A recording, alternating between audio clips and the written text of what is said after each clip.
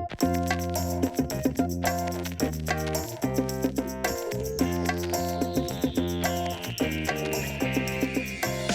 to the Glitter Boom Girls podcast. I'm Robbie-Ann McPherson on the East Coast. I'm Amy Asbury on the West Coast. So today we are discussing, as we always do in our nostalgia-fueled episodes, the pastime, the favorite family pastime of days gone by, board games. Board games! Right? So, Aim, let's start with you. When I say board games, you think what? Well, I'm boring and I think Monopoly, but that's not necessarily my favorite, but I just feel like that's the game, the first thing everybody thinks of. What do you think of when I say board games? You know what? Actually, I don't even think of a particular board game. I just think of warm fuzzy. I think of like family gathered around a table with like a bowl of pretzels and some Pepsis and all like playing something, or friends, you know, like a couple of friends sitting around. So to me, it doesn't really, I don't know. I mean, of course I think of Monopoly. That's probably the ultimate board game, right? The obvious like example. But right. You know, there are so many. I don't even know. Like, there've got to be hundreds of thousands of different board games that have popped up over the years. And, you know, we're not talking, just so you guys know, we're not talking about like checkers, you know, or Parcheesi or those kind of games. We're talking about like Payday, Monopoly, Life, Operation, Trouble. Pop-o-matic moves the dice, pop a 6 and you move twice. You love that. You love that jingle. Uh-oh, trouble. Yeah, because that's the other piece of this is, you know, the nostalgia, the jingles, the commercials. And, you know, Amy and I are going to throw down over one of the most infamous board games out there known as Mousetrap. Because Amy insists that her Mousetrap works. So, Aim, explain to the people... you know, I trust you, but I don't even know if I can visualize the Mousetrap actually working. So tell me what that's like. What it's like? Well, first of all, Mousetrap is like the last mouse standing wins, and everybody's rolling dice, and there is, you know, you do land on a number space, and each time you do, you add a piece to the trap, you know, or something like that. Anyway, if you land on turn crank, you know, after the thing is built, you get to turn the little crank, and, you know, you hope somebody else lands on the cheese wheel, you know, or whatever. And then if they land on the cheese wheel, the mouse is now in the trap. So you want to have the little trap fall on the mouse. You know, am I explaining that correctly? Yeah, it's like an upside down laundry basket, right? Right. So the thing about the game was it kind of didn't have the rolling dice, you know, and not everybody was on board, so it was a little bit different. And it was kind of like, I don't know if everybody out there knows what a Rube Goldberg is, but it's you know, I guess levers and cranks working together to make something happen. And they often do it for science fairs and things like that at the school. But anyway, mine worked. And you basically built, I think, the first piece, and there was little slots on the board, if you all recall. And, you know, you build this base, and you put on this crank, and then there's a marble. What do you remember? It was like a marble and like a little rickety staircase. Yeah, and a little guy that jumped into the barrel. Like a little swimmer guy, a diver guy. Exactly. And so there was a crank. You start building it, right, guys? And there is a rubber band to make some kind of motion. So the physics are at play. But anyway, there's a boot, if you guys recall. Oh, my God. It's hanging from a lamppost. And the boot, the crank spins, you know, you spin the crank, and then something happens, some lever. I think it's a stop sign, you guys. It pulls back and it slams this dirty old boot, right? And the boot's hanging from a lamppost. And the boot And this is where a lot of things happen wrong. The boot didn't work. The boot kicks this little bucket. And that's where the whole thing goes down. It's about to go down. Okay, because the Okay? Like boot, isn't the marble in the bucket? a marble is in its tiny bucket, not too big because the boot's got to have enough traction Yeah. or force to hit this little thing. Anyway, hits this little thing in this heavy silver marble, if y'all recall. And you guys always lost it. I know Like you a guys. pinball. It was like a pinball, right? It was a pin, whatever's like the average size marble, Mm-hmm. but this thing was heavy. It starts going down this rickety staircase, dook, dook, dook, and some people's their marble got caught, but mine always went down the rickety staircase. It goes down the rickety staircase. It goes into this very smooth little half tube. It looks like a water slide. It hits this little thing. It's like a little hand. And that thing always got messed up. The hand makes this other marble fall into a bathtub, y'all. A bathtub. The bathtub had a hole at the bottom. The ball fell through. Uh-huh. Hit this little teeter-totter, and there's a dude who's ready to dive at that end of the little teeter-totter. Bam! He launches into this bucket. The thing shakes. I know this is a lot of things that have to go correctly. It shakes the base of the friggin' trap at the top of this little faulty-looking it's kind of a jagged, it's a pole with little jagged things. Mm-hmm. And then the trap kind of goes down all rickety rackety and lands on the mouse. That's a lot of things that have to go right. But mine did. Mine worked. Yeah, I'm so Kids. envious because I had 2 mousetraps That's what you were saying. in my life, and neither one worked ever. There was either a problem with the boot. There was a problem with the little water slide part where the ball would fall off the water slide. Uh-huh. I can't tell you how many times the guy went into the bucket and the trap didn't go down. The diver. That was number one. That happened to me quite often. Yeah. I mean, the whole thing, it was like you said, there's a lot of stuff that has to happen. And in mine, it just never happened. Did you throw a fit? No, but it was just like, oh my God, okay. And then you go bloop, and then it was like, pff. And then everyone would go, oh, and then WD-40 on your mousetrap, I think. Nah, you know what? I don't know. To me, it always seemed to be the result of the plastic parts not fitting exactly together. Like one would be a little warped, or there was something else that didn't quite fit, and and it really had to work well. Like, I can't imagine the game designer who came up with that. How long did that take? Where they're like, oh, and how about, and then we have a boot, and then we have a stop sign, You know what's interesting? The guy who built it, and I think it was in the 60s, he kind of stole the idea from the Rube Goldberg machine. Oh. And didn't give credit. I don't remember. I don't know the whole the whole trademark or whatever, but somebody got the idea, and I think it was first published in 1963, or that's when it started being mass produced. But yeah, Rube Goldberg like machine, and you turn the players against each other, and they kind of like, you've got to build this thing. Mm-hmm. And somebody once built a life-size mousetrap, according to the interwebs, which is kind of cool. When? Yeah. When and where? I think 2005. You guys should look it up on YouTube. Some guy in San Francisco, he was a general contractor, or he is. His name is Mark Perez, y'all. He built a life-size mousetrap.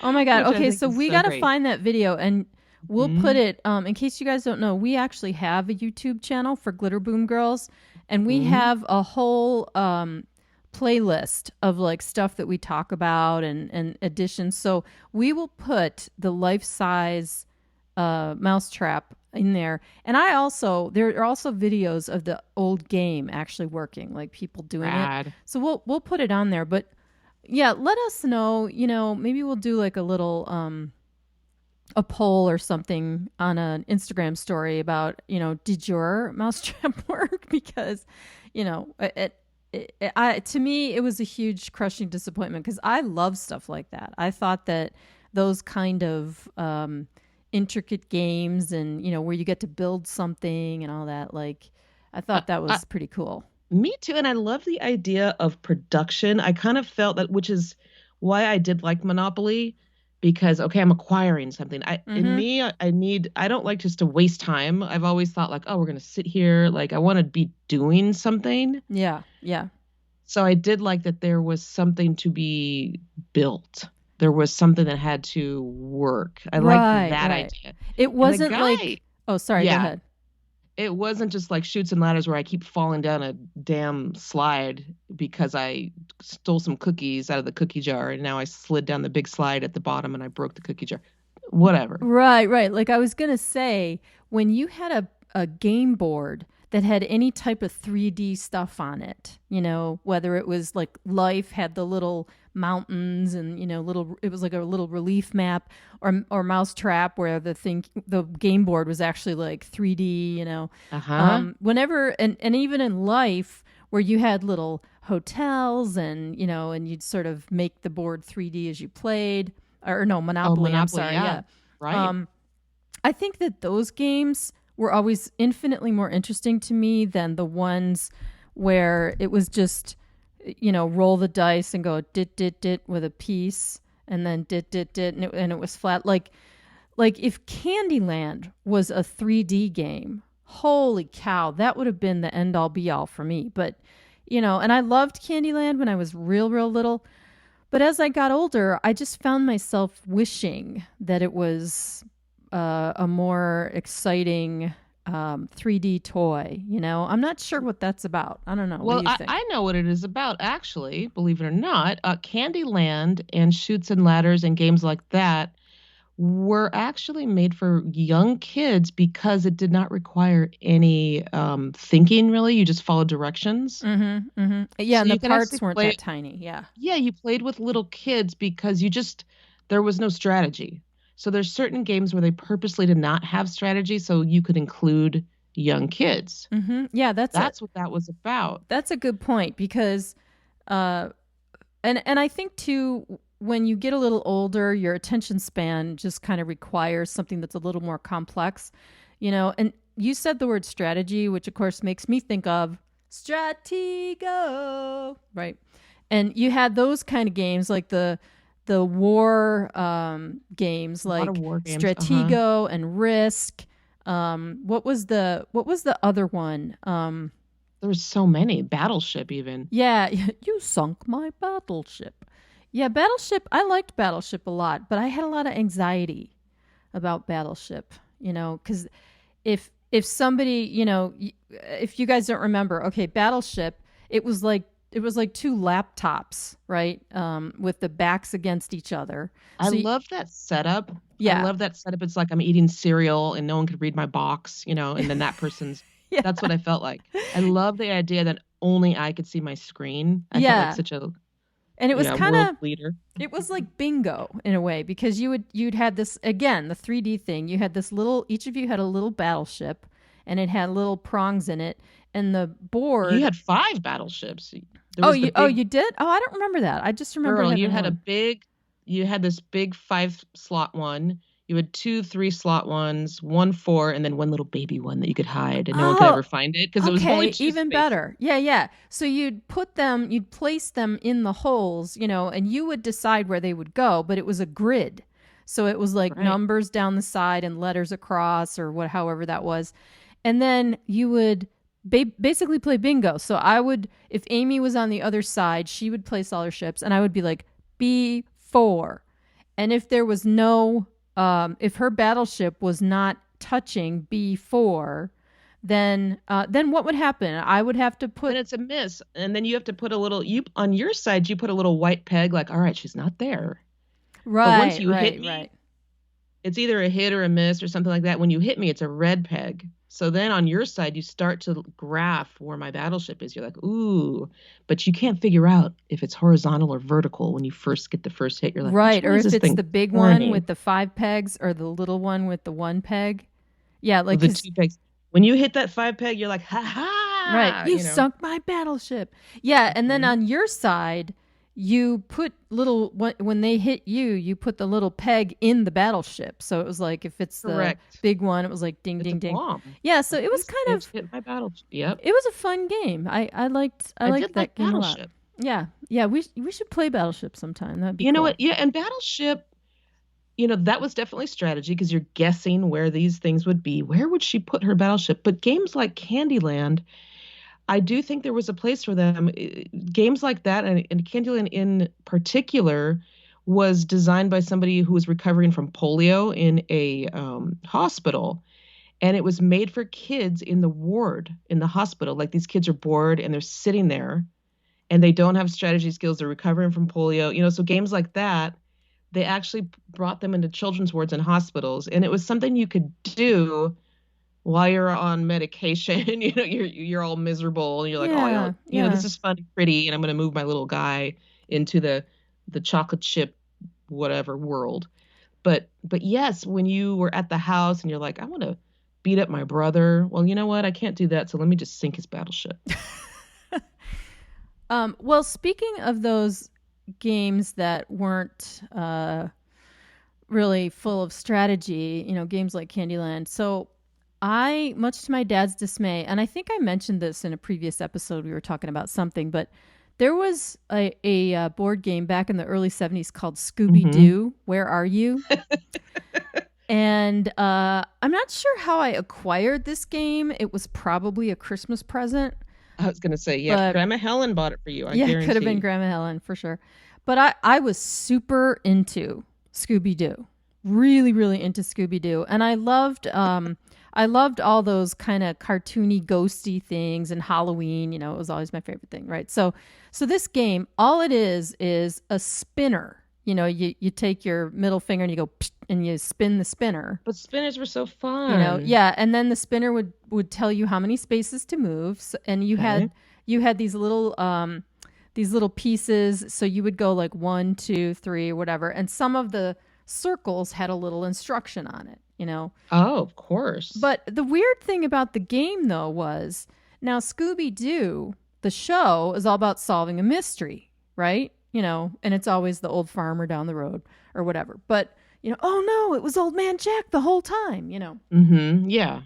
But the Scooby-Doo board game, it was buried treasure. It was like you were, spinning the thing and advancing your little game piece toward buried treasure in this old scary castle.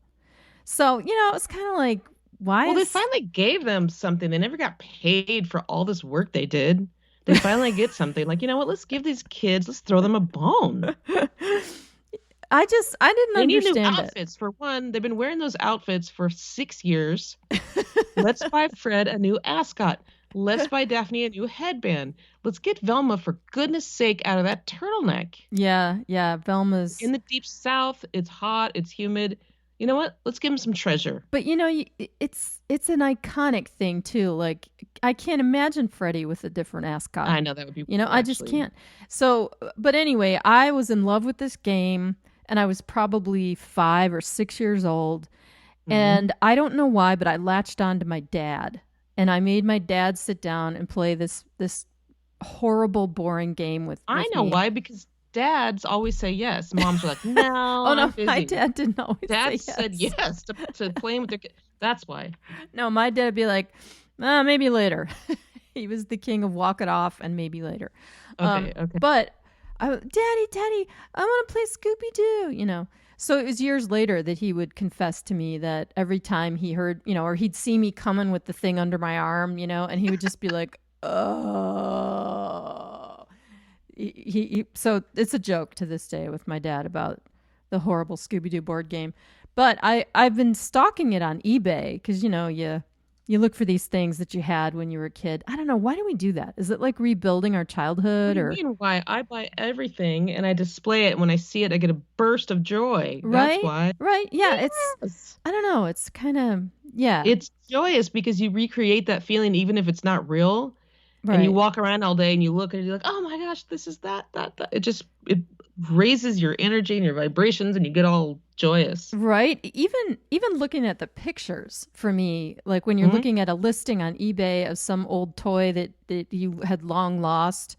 I mean, I found mint condition Bionic Man and Bionic Woman dolls, and they were not in the box, which if you're a doll collector, like you have to have them That's in so the box. soul crushing. Yeah, I don't want to keep it in the box. Like, just Right, take it right. out. So for me, I didn't care. I was like, I just want the dolls. Oh, yeah, And you the sweet dolls were dolls. perfect and are perfect. And it's the Bionic Man where you have the little thumb button on his back, and so he would It was lift, great. like he Mm-hmm. lifts his arm so you can hang your keys on his fist and he lifts his arm. But yeah, I get so much joy out of that. I have a whole curio cabinet full of all these, recollected It's so old fun. old We're so toys. jaded now and cynical. You walk by Bionic Man and you get a little rush of joy. It's lovely. Right? You're It's love. right. Yeah. You're right. Yeah, I mean, I kind of think it's a little deeper for me too, though. Like, it's not just like, oh, this is a fun toy. Somewhere deep in me, I'm trying to heal something sorry, my cat's McLickens is meowing his head off. It's Yeah, your soul. It's your soul. These are all parts of you. And I think remembering the parts of you when you were young, because we often forget, I feel like that's our base character. I hate to use the word soul. I don't know what else it is, but our base character and our base soul before all this other stuff screwed us up mm-hmm. liked these certain things and these certain colors. And we often forget who that was. Yeah. And we kind of just crush through life. But when you go back and you remember, oh, that was me, it's really nice to remember who you were. Right. That's a really good point. And often when we're kids, things haven't happened to us yet, right? And we haven't Right. made the mistakes, and all that. So we're filled with hope and positivity, and we think that things are going to turn out a certain way. And It's so, your best self almost. right, right. So if you kind of surround yourself with the stimuli, I mean, that's sort of the Yes. basis of this whole podcast, right? Is like Yes. we dive into these worlds and all the things that kept us there. But back to the board games, we have to talk about the board games that had some kind of electronic element, or like, okay, I know this is going to trigger you, but we need to Oh talk about gosh. Perfection. Okay, Oh gee, you guys, perfection. Perfection. For those of you who might not remember, it was a yellow and red rectangle with spaces that were like little holes that were shaped like, different shapes, right? It was like 25 pieces. It was like a 5-inch by 5-inch grid. it was that small? Really?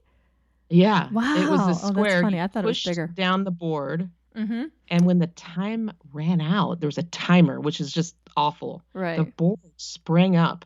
Yeah. And the pieces would go poof and they would Every explode. piece you put in there just flew straight out. And there were all these different shapes where I'm like, wait, I've never even seen that shape.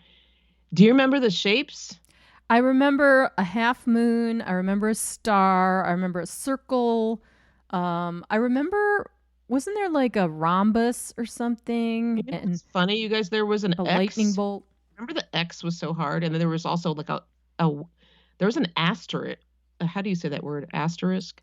Oh, I don't remember the asterisk. Yeah, and there was a couple of stars. There was like a 6-pointed star and a 5-pointed star. And I remember there was like, yeah, the half moon. There was all this. There was also kind of like a pizza slice looking thing. Mm-hmm. Yeah, I remember that. But I've told you guys this before. My favorite was the very center, was that perfect circle. Right, with the little knot, the little wick in the middle that and because they all had like a little holder, like a toothpicky kind of thing, and like Amy said, you would push the board down and it would click, so you'd push it down, and you had all the pieces in a pile, and then you would turn the dial, and it would be like. And it's funny because you could see the damn thing. You can see when it's about to pop, and then Right. you get major anxiety, and you're all clenched up and sweaty, and you're like, Right. where's the star? Where's the diamond? Because, man, when that thing blew, these pieces would go everywhere. It was like, bang! It was really anxiety inducing. And the other one that was super anxiety inducing was, I have a sound effect here. Ready? Tell me. Oh, geez. Operation. My body just clenched. Right? Like, okay, right now, I'm going to try to I'm going to take out his funny bone for $200. Because that was the thing. You had cards. Oh, no, wait. Here, why don't I pull a card? You had a card. Jeez. You'd pull a card as a player. Wishbone, $1,200. Give your doctor skills a test and pull the wishbone from Sam's chest. Did you know his name was Sam? The dude. He was Cavity Sam. He was Cavity Sam. Okay, so now I'm going to try to pull the wishbone out. Oh, that was so easy. Why was it so hard when I was a kid? So because you didn't have the hand-eye coordination and fine motor skills. Yeah, because watch, I'm going to pull it out. I'm going to pretend now. Oh, I just scared my cat. Yeah, so Butterfingers. So yeah, then you'd lose your turn, and then it would go to the next guy. And it comes with little play money, little hundreds and 500s and stuff. And he has his little his cavities. He's even got a little ice cream cone called Brain Freeze. Here, I'm going to take Brain Freeze. Oh, so rad. It's super easy when you're an adult. It's not, oh, wait, I think the butterfly might be hard. The butterflies in the stomach was scary. Yeah, see? The butterflies hard. There's a bread basket. I never understood what that meant. I don't know either. Bread basket is slang for the stomach. Oh. So I guess people used to say, oh, your bread basket. Okay. And then brain freeze we get. Wishbone, I guess I understand that. It's really the furcula or some kind of bone. It's in birds. I don't think it's actually even in people. Yeah, and then there's a pen. Wasn't there a writer's cramp or something in the forearm? Yeah, exactly. Like, okay, I'm gonna take out the writer's. That one's hard. The Charlie horse was hard. The Charlie horse was hard. Oh, I can't get the writer's cramp. I could always get that water on the knee. I feel like the bucket of water in the knee. Here we go. I was good at that. Water on the knee's easy because you just grab the handle of the basket. And then the broken heart was easy because you could just get your tweezers in that little crevice of the broken part. Oh, I don't know. It's kind of, the heart's like hidden. I'm trying to get it. No, see, I'm setting it off. Well, the heart sometimes, moved over. And you're like, dang it, I can't get in there. The funny bone's easy. I was always uncomfortable that he was butt naked and like his stomach hung down over his genitals. So I'm like, wait, his wiener's in there. Like, wait a second. It is a little odd. Like, naked. I know, like maybe they could have put shorts on him or something. Cause that always freaked me out a little bit too. Yeah. It's just butt naked. Yeah. And his hair is like, it's like, Shemp. It's parted from straight down the middle. The Three Stooges. Right. Yeah. So he's got like this weird haircut, and the red glowing nose. I totally, and those commercials, I remember the commercials because like we talked a couple episodes ago about cartoons, and all morning you would see these ads for these games like Trouble, Pop-o-matic moves the dice, Pop a 6 and you move twice. And the kids are like, oh, Trouble, Trouble was cool too because it had that was the one that had the dome in the middle of the board, and it was like you'd push down on this thing, and it had some kind of metal popping concave thing, and the dice the die in the is dice plural? Yeah, die is the single, right? So okay. Yes. So the dice, I went to college. The dice inside the dome, like you'd pop the rounded part and it would, pop and shuffle the dice like a popcorn maker. It was like, and if you popped a 6, you moved twice. And they had these little pieces that fit over little nubs on the board. So it was a little 3D kind of a thing. I always liked Trouble. I thought Trouble was fun. You love it, Yeah. Anything that had some kind of three-dimensional element to it. Like those, there were the games. For a while there, it was a fad, like Hungry Hippos. Ooh, I loved that. Yeah, I loved Hungry Hippos too. Hungry Hippos. And you would be trying to grab the little... What color hippo were you? I was always pink, of course. You know what? I didn't have an allegiance to a color hippo. I really didn't. I was upset that the colors weren't just the primary colors. Mm-hmm. Like Simon, I was like, wait. The thing that they're sitting on is orange. Then there's like this mint green. There's like this pistachio light green seafoam. Then there's pink. and then there's yellow, and then the colors just I thought it was a strange color scheme personally. Yeah, it was a very late 70s toy child color scheme. Like a lot of right, like a lot of toys and children's stuff came in whatever those Pantone colors are. Like those were the colors that people chose. I would love to know what the Pantones of the Hungry Hippos were. Wasn't it sort of like a pool table because they're going into these slots and the ball is kind of coming back down into the little... Yeah, because you had all these little balls and you would have a little lever and the top of your hippo's head, like the top of the jaw, would lurch forward and then clamp down. Ooh, I like so that you'd lurch. be trying to clamp all the little balls and get them into your pocket. And when all the balls were gone, the most balls wins. So that was major competition. That one you're like, and the whole board would be moving because everybody would be right. It's like frantic. so like into it was noisy. like break it was a noisy game. Yeah. And the other Cooties was another one where you would build a cootie, like everybody had like, it was like an ant, kind of like a giant plastic ant. And you would get, as you advanced, and I don't know, was that a spinner or dice? Let's look that up. I don't remember. I didn't have Cootie. You would get parts and then add them to your cootie, and whoever finished the cootie first won. I liked cheat-proof games like Hungry Hippos. You couldn't really cheat. It's like, sorry guys, we all have the equal thing.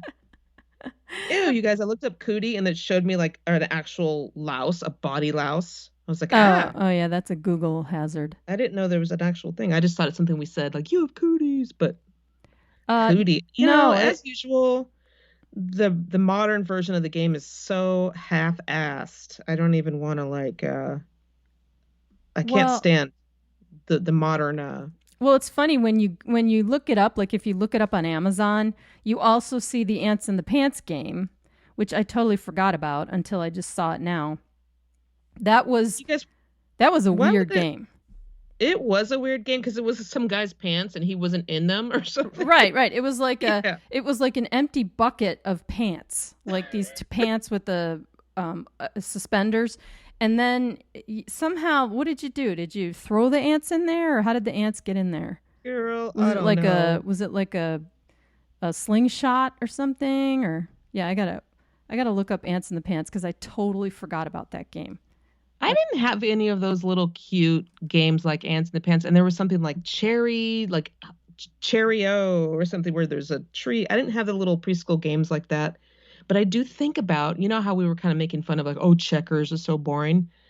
Think about if you're on the prairie and you're so effing bored and you're in the middle of nowhere and somebody invented this checkers game. You're like, my life is complete. I get to play checkers later after my chores of like plowing the field, It's probably like the best. Yeah. Ever. So what, like, did they play on Little House on the Prairie? Was there a game that they had, you know what I mean? I remember, but I just... Dominoes probably or something like that. I just look at their life and I'm like, they were so effing bored. And anybody who was back in the day before they had all these colorful things was probably so bored, and somebody made up some little game and it was like the delight of the century. So I try to like keep it in perspective. And you'd have to go to the Olsons to buy the game, right? Because there was no Amazon. Yeah. You go Olson's Mercantile. You're like, give me that boring ass game, but it's so delightful. Okay. When you get one piece of candy in your stocking, and you're, Right. Like so today, we're like we only got one kind of candy. Like we're so spoiled today as modern people. But I have to. Okay, there's breaking news. I have to point out. So I looked up Ants in Pants. Yeah. And we're gonna put this up too on. We'll put a video or something up. And we'll put it in our Instagram stories. So it's this bucket, right? So it's like the legs and a fat, I don't know whether he has a prostate problem or what, but it's like this fat, bottom. And nobody's in the pants. It's just the empty pants with the suspenders. And then Cavity Sam's pants. It's Cavity Sam's pants. You're right.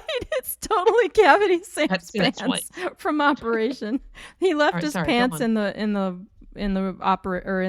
hospital room, and they made a game out of it. This is a drinking game. That's what Ants in the Pants is.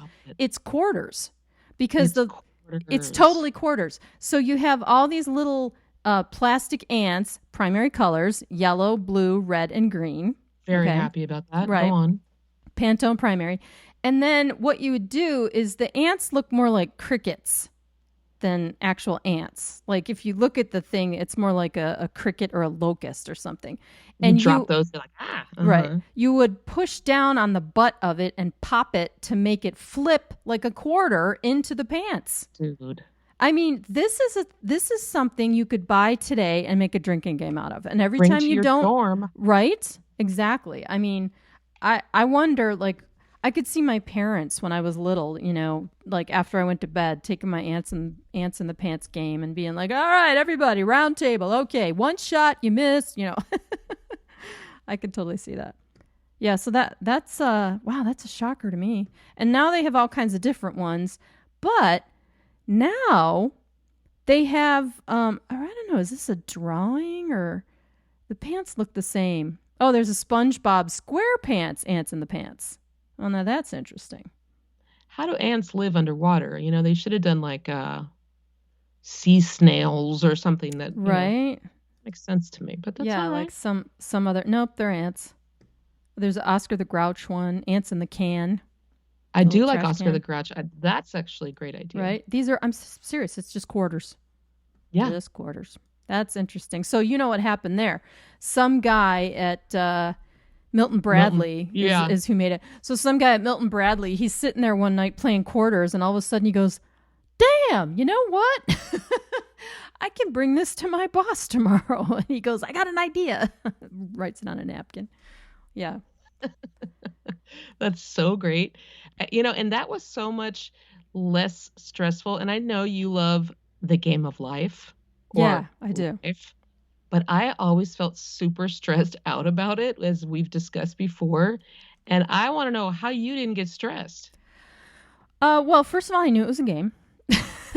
Well, you didn't think about later in your life, I've got to make these decisions. This is what's coming. No, because when I was a kid, if I played it now, I'd probably be like, okay, this is not fun. But when I was a kid, I thought everything was going to work out great. So you did? I remember looking one side of the board, you guys, if you recall, pointed one way and said start college, right? The other side pointed start career and gave you a payday right away. And I was so stressed. I was like, what the F? There's only two choices. Like, which way do I go? You know, this one, if I do this start college, okay, I end up getting paid more. Oh, but this one I get paid right away. It was very stressful, the choices. I always started my career. Never started college because I hated school so much. In the game, you immediately get $100,000 worth of debt when you go to college. Mm-hmm. But, you could get the career with a higher salary. And what was something that I think really, and this is not my original idea. I did see a big, long post. Somebody put up a post that he wouldn't let his kids play the game of life, which might be going a little too far. But he said it kind of ruined him because, they show you only like 9 careers, okay? And only 2 of them required, on the board, there's 9 careers, and only 2, which was doctor and accountant, required the college degree. And, in your head, you kind of thought, oh, is that all there is? And he said in his life, he kind of always remembered the way the game went. Oh, you've got to do this or you got to do this. And he said it kind of screwed him up. And he wanted his kids to know that there's so many other things, get married, buy a house. Like, okay, that's all there, they kind of plan it out for you. And if you play it as a kid, you're not realizing all the nuances that come with jobs. And I know it's just a game, but I did see his point. I thought, okay, that makes sense. I get it. Yeah, I could see that point, but I would submit that if his parents didn't instill in him, enough of a belief, or they didn't it was with his brothers or something, and like he didn't really have like parents playing with him, and it's it's like, okay, you get to retire, and then in your head, like, oh, retire, it's not something people get to do as often as back in the day, and it kind of just puts this in your head. And I thought it was an interesting point. Yeah, I suppose if you really get into it and you're in a certain frame of mind when you start playing it, that it can kind of affect you. I mean, as I'm talking here, I'm trying to think of if there was a game that really It's like marriage, job. Some people don't always get married anymore. People don't always have kids anymore. And it kind of was like, this is what you do. Oh yeah, like the mystery date game. Remember that one? I remember hearing about it, but I'd never played it. Is your mystery date a dud? Like and it was a little plastic door. You would open the door and there'd be like either a loser but the funny thing, okay, that game messed me up because really? That game sets you up to think that these That's guys. What I'm saying. Yeah, it's like, well, if he looks like a nerd, he must be a loser. And the only the only goal for women, first of all, is get married and have kids. That's and all. What I'm saying. And not, right. Nothing wrong with that, but it's not the only option, right? That's what I'm saying. Yes. Yeah. And then Prince Charming had to be, had to look a certain way or whatever. And yeah, that I never liked that game. I always, I don't know. I was always like, whatever, it just didn't really, I liked the more interactive things. Like the thing I liked about Life and Monopoly was it did require you to think about choices. Like, okay, do I do this or do I do that? It wasn't like your fate was determined by, oh, you rolled a 6, go 6 spaces.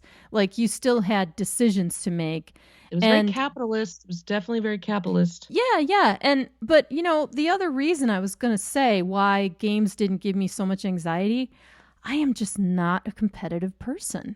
I've just never been that way. I'm kind of in it for the experience. And the only time that I really hate to lose is if I lose to someone who makes me feel bad for losing. And, interesting. And those people I've learned are just jerks. So I just, I don't have that kind of go for the jugular competition sort of thing. So I remember looking at Life and going, all right. And then I would see you guys fire insurance, homeowners insurance, life insurance, promissory notes, stock certificates, and like, fuck. I just thought, oh no, I got to do all this.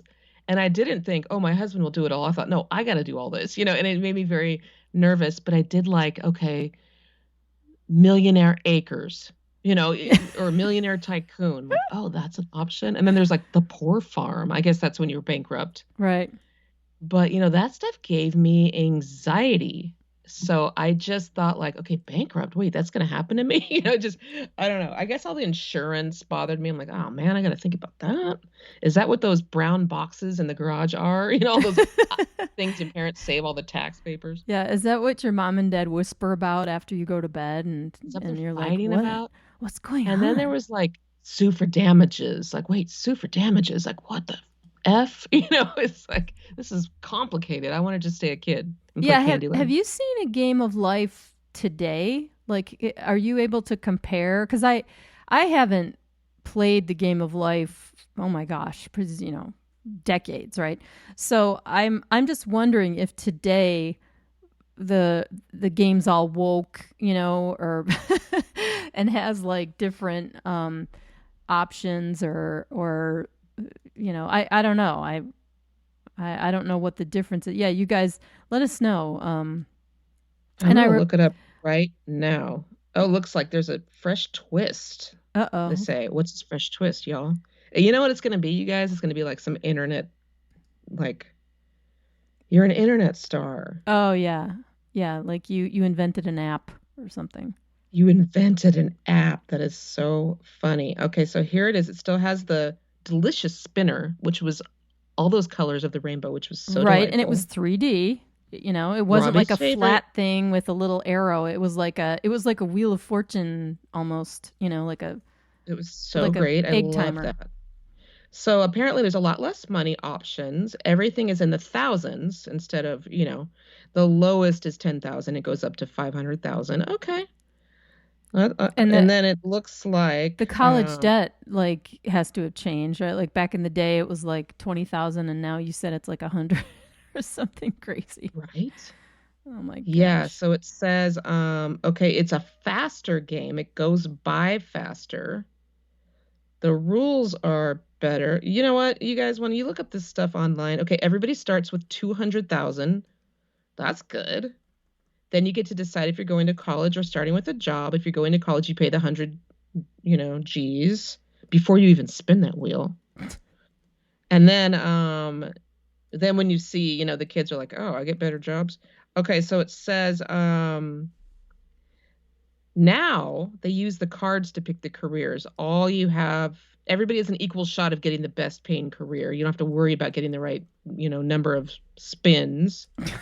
Seriously, Dude, really? everybody gets a trophy. You get a lot more opportunities to get houses. That shit ain't real. Um, Everybody gains money easier now. This is such bull. They should make it total opposite. Right? Oh my gosh. Okay. Okay, there's some more. Hold on, you guys. The cool mountain attachments are no longer part of the game. What? Okay, I'm out. I'm out. That was the 3D driving the little car over the mountains, and you had the little blue guy that was a boy and a pink guy that was a girl. The pink guy that was a girl. That should be in today's.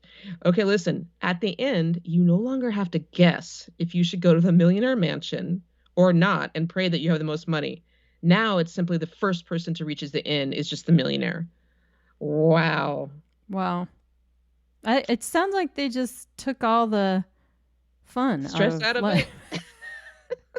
You know what? And it doesn't sound appealing to me. I'm like, you know what? I'm not excited about it. No, I'm out.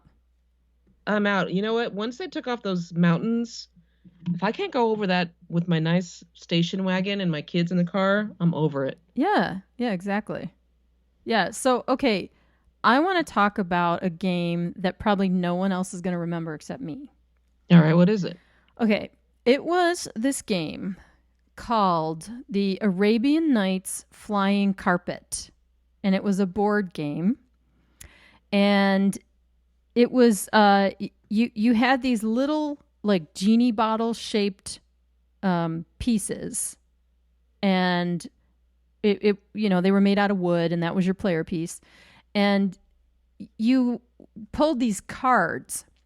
Now I don't exactly remember how it worked, right? But the way that the cards were designed, they were so like magical and stuff, and the whole game had this beautiful graphic, and it was all like these beautiful mosques with turrets and stuff like that, and and the colors were so pretty. It was a really, really cool game, and I have been trying to find this game complete forever. And for a long time, I thought it was Aladdin's magic carpet game. Like I was kind of remembering it wrong, so I couldn't find it. And then I finally found something somewhere where it was like, oh, no, here it is. And I'm looking, I pulled it up on eBay because I'm trying to remember exactly how you played it. But the colors on the board were really cool, like a coral and a light blue and a purple and stuff. And you had these little cards. Oh, here's the game. Okay, so the play. The first player spins the spinner. If the spinner points to a colored section, he moves his pawn to the next color space that matches the color he spun. If the player's pawn lands on a space with a magic carpet, then it was kind of a Chutes and Ladders thing where you would fly up to a space with Aladdin on the carpet, and the magic carpets only went up. And if you landed on a space with the evil magician, then you went down the rope. The magician had a rope. So it was really imaginative. The game was kind of fun. And the cards were so neat looking. And the pieces, I remember using the pieces, which were primary colors, by the way, green, yellow, red, and blue. Very proud. And they were perfect for Barbie wine jugs. Like Lovely. yeah, I was often missing, if I would pull the board game out, I was missing all the pieces because they were wine jugs in some other world, like Star Wars world or Barbies or something like that. But man, I love this game. And just looking at like on eBay, some of these cards and stuff, like what does it say about the cards? I gotta look at this thing and see. I know you guys are all like, Well, why whatever. why you look that up? Speaking of Chutes and Ladders, it used to be called Snakes and Ladders. It was a very old game, and the point of Snakes and Ladders was to teach karma, which I found very interesting. And it was really just rolling the dice. It was the no strategy. You end up on a ladder, or you end up on a snake. In Chutes and Ladders was basically, if you guys remember, you do something good, you land on a space where you like helped a puppy. You go up the ladder. Right. If you land on a space where you stole some cookies, like I said, you slide down the ladder. It was karma. I thought that was interesting. Oh yeah, okay, here it goes. So that thank you for that because it gave me time. Hmm. So the other thing was there's a story in like right in the directions. And by the way, if you had the directions on the underside of the top, right? So they were Oh my printed goodness. right on it. Okay, that's one thing. If you had a booklet Oh boy. and you did not staple the damn booklet to the box, okay, then there was something wrong with you because that drove me crazy. I would go to friends' houses and, they couldn't find the directions and they'd be like, well, we'll just make up the rules. And I'm like, no, we won't. This game was designed by somebody who put rules. We're going to, if we don't have the booklet because your mom didn't staple it to the damn top of the box, then, let's play something else because I I'm hate not the making up booklet rules. though. The friggin' booklet. I now as a mom, like I can't read that thing. I need my readers. Like the print is too small. Like get rid of the game. I don't want to play. Yeah, no, but you don't want to like, okay, I'm trying to zoom in on this so I can actually read this text. But you don't want to make up rules, like imagine a game like Life where you don't have all the, because that thing had all kinds of rules, right? I would walk away. Like I kind of can't stand board games when people are like, "Let's play a board game." I'm like, oh shoot, I don't want to play this damn game. Can we not? Yeah, for me, it's all about which game it is. If they, Really? oh yeah, like to me, the modern games like Cards Against Humanity, those are fun if you have fun people. Mm-hmm. If you have dull people, nothing's fun. Like That's my there's favorite no, though. Dull people playing a crazy game like that, that's the funniest thing. If you just play charades with some really boring people, they end up doing something so crazy that they would never do. That's what I'm laughing at. oh You know that what I mean? well, That boring person trying to be Snow White is very funny. You oh know what yeah. I See mean? that's not my experience. I have the opposite Oh experience. man. Like Pictionary, right? Which is a version of charades where you just draw something on a piece of paper instead of acting it out. And to me, Pictionary is hysterical because very few of us can draw, right? So Right. we're trying to draw like a horse and it looks like a frog or whatever. And that stuff's funny to me. But if you Right. get dull people who, they're just kind of like literal about everything and or even worse to me, if someone is super competitive, like That's taking even it worse. all way too seriously. That's happened to me playing Trivial Pursuit. I don't know what it is about Trivial Pursuit, but people take that damn game so personally. The card is wrong. No, the card is wrong. And then everybody's got phones out, Googling something, and nope, it says right here. Well, that's wrong. Good Lord, friend. Just, what? Yeah, Chill but board out. games in general show us the character of our friends. It's interesting. It shows who has patience.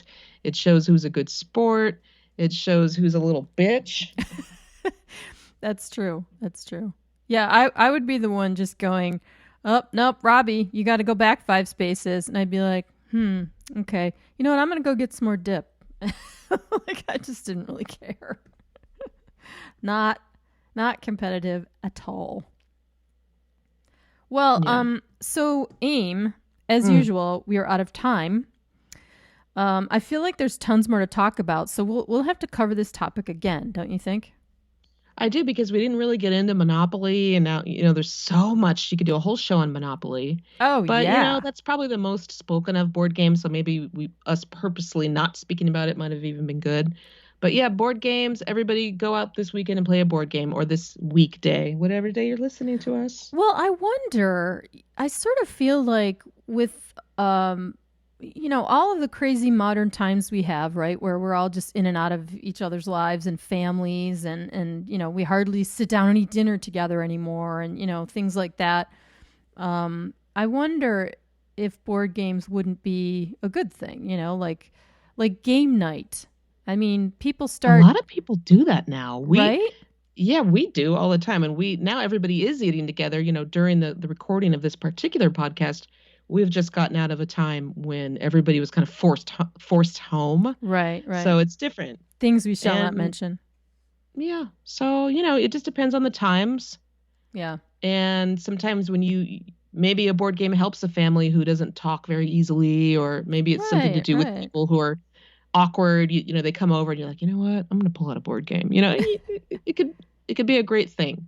I think so too. And it could be, I remember a lot of games that my mom would play with me weren't necessarily board games, but she played a lot of memory games. Like you would have all these cards turned upside down and you would have to turn over and find the matching ones. And I was ridiculously good at these games. It was so weird. And to this day, I have a good memory for, I saw that before, or faces and things like that. And I wonder if I was good at the game because I had that in me, or if playing the game so much kind of gave me... Developed something. Yeah, I exactly. think it developed something in you, and I think it stretched your brain in that area. And I really do believe that those games really do, as a kid, if you're doing a repetitive thing like that, I really do think it does help. Yeah, I agree.